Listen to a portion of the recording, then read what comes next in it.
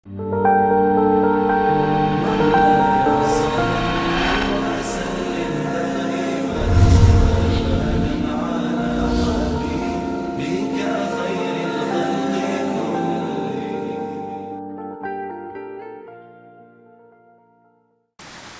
بالله من الشيطان الرجيم بسم الله الرحمن الرحيم الحمد لله رب العالمين والصلاة والسلام على سيدنا وحبيبنا محمد وعلى آله وصحبه أجمعين. Najljepša hvala gospodaru svih svjetova, milostivim i samilosnom na svim nijemetima i blagodatima koje nam je podario. Neka je trajni i najpotpuniji salavat i selam na miljenika svih svjetova Muhammeda sallallahu alaihi ve sellem, njegovu časnu porodicu, njegove vrle drugove ashabe i sve provjerne do sudnjega dana. Amin, ja rabbal alamin. Poštovana braćo, uvažene sestre, poštovani gledalci, assalamu alaikum wa rahmatullahi ta'ala wa barakatuh.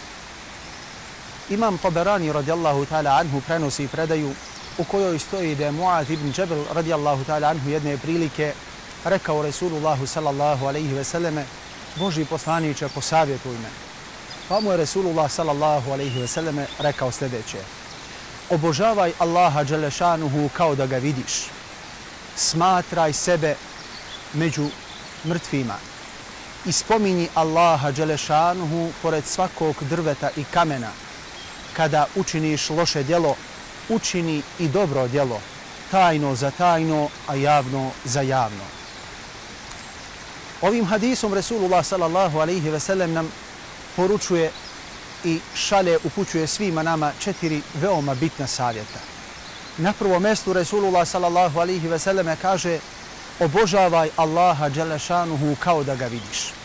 Obožavanje je svrha našeg stvaranja.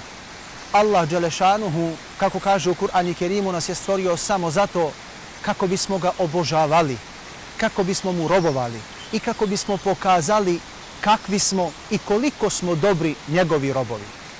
To je osnovna uloga našeg postojanja i našeg boravka na ovom prolaznom dunjaluku. Da ostavimo trag iza sebe dobrih ili, ne daj Bože, loših djela. Da vrijeme koje nam je dato na raspolaganju iskoristimo, upotrijebimo na način koji je Allahu dželešanuhu drag, robujući njemu jednom jedinom i službujući njemu jednom jedinom na način koji je njemu najdraži, ili, ne daj Bože, traćeći to vrijeme i taj naš prolazni život u raznorazne grijehe, postupke i djela sa kojima Allah dželešanuhu nije zadovoljan i koji izazivaju Allahovu srdžbu i Allahov gnjev. Zato Resulullah poručuje: obožavaj Allaha dželešanuhu kao da ga vidiš. Vidite, nije rekao Resulullah sallallahu alaihi ve selleme samo obožavaj Allaha, već se traži posebno obožavanje. Kakvo obožavanje? Obožavaj Allaha dželešanuhu kao da gledaš u njega. Kao da gledaš u tu apsolutnu ljepotu, potpuno savršenstvo, u gospodara svih svjetova, stvoritelja svega postojećeg, sa svim njegovim apsolutno savršenim svojstvima. Kakav bi nam ibadet bio kada bismo na taj način robovali gospodaru svih svjetova, milostivom i samilosnom? S druge strane, Resulullah ne određuje vrijeme kada trebamo Allaha obožavati na taj način, već Resulullah sallallahu alaihi ve selleme ostavlja neodređenim ovu rečenicu, pa kaže: obožavaj Allaha, dakle konstantno, ne samo u džamiji, i na poslu, i u šetnji, i sa društvom, i kada si sam, i u svojoj porodici. Obožavaj Allaha dželešanuhu kao da ga vidiš. U smislu, budi rob stvoritelju koji te je stvorio u svakom momentu tvoga života, pri svakom pogledu, pri svakom dahu koji dišeš, na način kao da gledaš u njega. Neka tvoja svjesnost o njemu bude na tom stepenu. Međutim, ovo je vrhunac svjesnosti o Allahu subhanahu wa ta'ala. I do tog vrhunca je malo onih koji dođu. Zato u jednoj drugoj predaji stoji da je Resulullah rekao: jer iako ti njega ne vidiš, on tebe vidi. Kažu učenjaci, ovo je drugi stepen u svjesnosti o Allahu dželešanuhu, milostivom i samilostom. Ako ne možemo biti na tom stepenu kao da mi gledamo našeg stvoritelja, dajte makar da budemo na stepenu svjesnosti da nas Allah konstantno posmatra šta radimo, šta razmišljamo, šta planiramo i kakve namere u sebi gajimo. Nakon toga Resulullah sallallahu alaihi ve selleme kaže: ubrajaj sebe u umrle. Vidite, ova rečenica Resulullaha sallallahu alejhi ve selleme kao da je putokaz kako da postignemo taj stepen svesnosti o Allahu dželešanuhu do tog nivoa da kao da gledamo u njega u celokupnom našem životu, u celokupnom našem djelovanju tajnom i javnom. Koja je metoda, Božji poslaniče? Ubrajaj sebe u već umrle. Zašto? Zato što su šejtanske spletke mnogobrojne, ali jedna od mnogo uspešnih šejtanskih zamki je svakako i ta duga nada. Nada u dug život, nada u to da je smrt nama još mnogo daleko i tako dalje i tako dalje. Zbog toga mnogi odlažu svoja dobra djela, odlažu svoje teobe, svoja pokajanja, svoja vraćanja istinska cjelokupnim bićem stvoritelju svih svjetova, odlažu upravo zbog tih dugih nada i često puta ta duga nadanja budu dokinuta smrću koja iznenadno nastupi mnogima od nas. Zato Resulullah poručuje ubrajaj sebe u već umrle. Zamislite kako se osjećaju osobe koje presele. Za čime one žale? Da li one žale za time što se nisu provodile na ovome svijetu? Zato što nisu kupile to i to? Zato što nisu otputovale na tom i tom mjestu? Zato što se nisu provodile na raznorazne načine koje nisu stigli u toku svog života? One žale svaka ponaosob prije svega i jedino za time što nisu Allahu bile još pokornije. Za svakim momentom provedenim u nepokornosti, za svakim momentom provedenim u nemaru, u zaboravu na gospodara svih svjetova, milostivog i samilosnog, to je ono za čime te osobe žale. Zato Resulullah nam poručuje, zamisli da si već preselio. Za čime bi ti žalio? Šta bi radio kada bi ti se pružila prilika da se vratiš ponovo na ovome svijetu? A Resulullah kaže da niko nije preselio da se nije pokajao.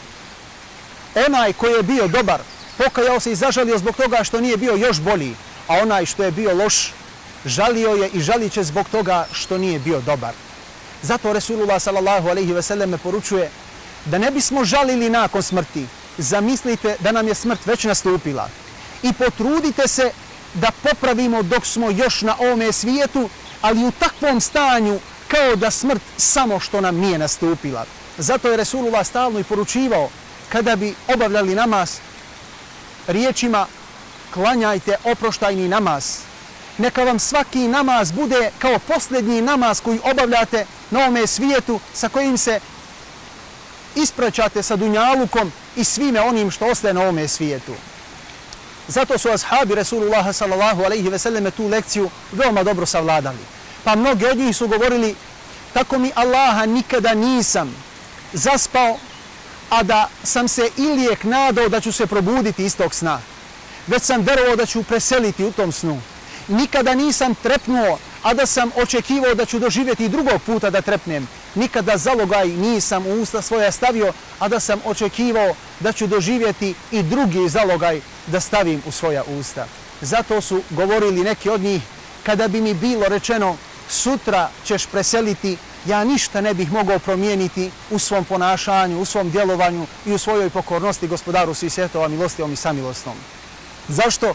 Zato što su konstantno bili spremni za odlazak sa ovoga svijeta, jer mi živote naše ne posjedujemo, niti smo došli kada smo mi želeli, niti ćemo ostati na ovome svijetu koliko mi želimo, već ćemo otići onda iznenada kada gospodar svih svjetova bude htio i kada se posljednji dah kojeg nam je on poklonio istroši, sa njim će i duša naša napustiti ova naša tijela i svom se gospodaru vratiti, ili grešna, ili čista i pokorna, sretna, zadovoljna sa gospodarom svih svjetova, a i on sa njom zadovoljan.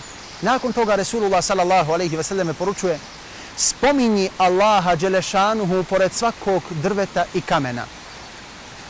Ovo je također još jedan korak, još jedna metoda. Kako da postignemo taj stepen potpune svesnosti o Allahu subhanahu wa ta'ala kao da gledamo u njega. Pa Resulullah nas podsjeća, nemoj da prođeš pored jednog kamena, niti pored jednog drveta, a da ne spomeneš Allaha dželešanuhu. U smislu, znaj da sve što te okružuje, svaki detalj, trebate podsjećati na stvoritelja svih svjetova, milostivog i samilosnog. Zašto? Pa zato što sve što nas okružuje Allaha slavi i spominje. Sve je u stalnom zikru, u stalnom veličanju gospodara svih svjetova. Zato uzvišeni kaže u Kur'anu Kerimu, doista njega slavi sve što je na nebesima i na zemlji, ali vi njihovo slavljenje i veličanje ne razumijete. Onog momenta kada budeš ubrajao sebe u one koji su na samrti ili one koji su već preselili i kada budeš te sve što te okružuje podsjećalo na Allaha, u stvari tada ćeš i ti se uključiti u tu halku zikra i spominjanja gospodara svih svjetova koja kruži širom svijeta, celokupnim univerzumom i bit ćeš jedno zrno u tom sveukupnom tespihu slavljenja gospodara svih svjetova milostivog i samilosnog. Odnosno, tada ćeš biti od onih koji će obožavati gospodara svih svjetova kao da gledaju u njega. Zato je jedan od ashaba, a imao je samo 17 godina, upitan od Resulullaha sallallahu alejhi ve selleme kako si osvanuo o Harise, a on je odgovorio: Božji poslaniče, osvanuo sam kao istinski vjernik u gospodara svih svjetova. Resulullah ga upitao: jesi li svjestan svojih riječi? To su krupne riječi. Da li razumiješ šta si rekao? Kaže: Božji poslaniče, razumijem, svjestan sam. Osvanuo sam kao da gledam svojim očima u arš mog gospodara milostivog i samilosnom. I kao da gledam svojim očima u dženet i dženetske ljepote i dženetlije kako uživaju u dženetu, ali i kao da gledam svojim očima u džehennem i džehennemlije i te gobe koje oni doživljavaju. Pa zbog toga moja duša žudi za ahiretom, a osjeća nemar i odbojnost prema dunjaluku, pa svoje noći provodim u ibadetu, a svoje dane provodim u postu. Kada je čuo Resulullah sallallahu alejhi ve selleme ove mudre riječi, iskrene riječi koje su navirale iz ovog srca, ovog mladića koji je istinski spoznao stvoritelja svih svjetova, Resulullah je rekao: doista si ti spoznao, istinski spoznao Allaha dželešanuhu, pa se toga pridržavaj. I na kraju ovog hadisa Resulullah sallallahu alejhi ve selleme poručuje: a kada učiniš loše djelo, učini i dobro djelo, tajno za tajno, a javno za javno. Ovim hadisom kao da nam Resulullah sallallahu alejhi ve selleme poručuje na tom putovanju do stepena potpune svjesnosti o Allahu subhanahu wa ta'ala, stalnog sjećanja na njega i spominjanja njega jednog jedinog, sigurno će vam se desiti da pogriješite. Zbog toga što je to dio naše prirode u kojoj nas je Allah sazdao subhanahu wa ta'ala. Nemoj da vas to dovede do očajavanja i nemoj da zbog toga posustanete i da odustanete od ovog putovanja. Već kada vam se to desi, popravite tu grešku na način što ćete učiniti dobro djelo. Ako ste tajno pogriješili, učinite i jedno tajno dobro djelo. A ako ste javno pogriješili, učinite i jedno javno dobro djelo. Zašto? Zato što svaki grijeh ima svoju posljedicu, a ta posljedica je tmina. Tmina u srcu, tmina u duši, tmina na licu, tmina u osjećajima. A i svako dobro djelo ima također svoju posljedicu, a ta posljedica je nur i svjetlo. Svjetlo u srcu, svjetlo u duši i svjetlo na licu i svjetlo i nur u našim osjećanjima.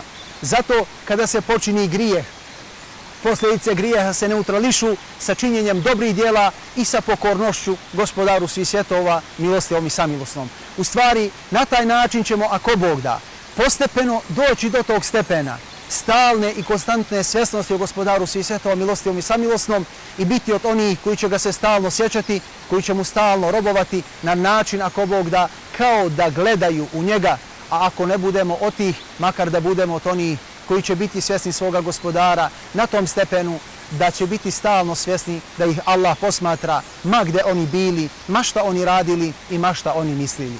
Molim gospodara svih svjetova da nas počasti, da ove savjete Resulullaha sallallahu alejhi ve selleme primjenimo našim životima, da ih realizujemo i da budemo upravo od ovih odabranih i posebnih Allahovih robova. Da nas Allah svi zajedno sastavi u dženetu i dženetskim ljepotama u najčasnijem društvu, društvu poslanika, šehida i Allahovih iskrenih i dobrih robova. Amin ja rabbal alamin. Assalamu alaikum wa rahmatullahi ta'ala wa barakatuhu.